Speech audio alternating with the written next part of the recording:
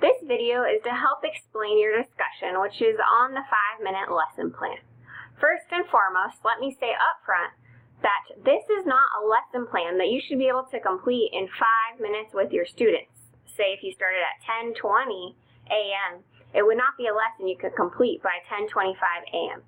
Instead, this is a lesson plan that you as the teacher should be able to write up in 5 minutes.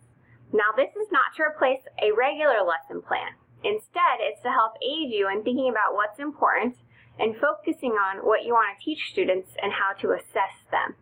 That's why it should only take you 5 minutes. Keep in mind, as you are planning as a teacher, things usually don't happen in a linear fashion, completing one step before starting the other. Instead, it's usually intertwined and happens simultaneously. This is important to think about as we get moving forward in this course, as I'm going to require you to complete a whole lesson plan or create one in your content area and to embed 2 reading strategies that are either vocabulary or comprehension related. I wanted to do this that way you could get started and start thinking about what you want your lesson to be about. So this is a great planning tool for you before we write up your entire detailed lesson plan. As I said before, as a teacher, this shouldn't replace a normal lesson plan, but it's a great way to get started and get thinking.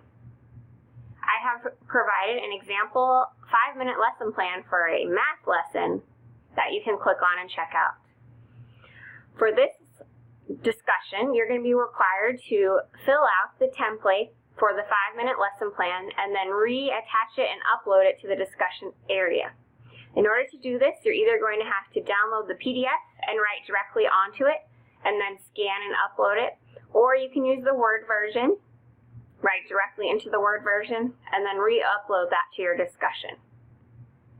Remember, you need to have an attachment that includes your 5-minute lesson plan.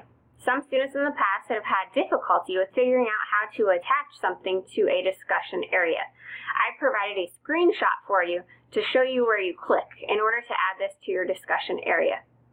Just like our other discussions, you need to reply to 2 other classmates as well. If you have any questions on the expectations for this discussion, please let me know ahead of time and feel free to email me at any time. Looking forward to reading your 5-minute lesson plans and the ideas you come up with.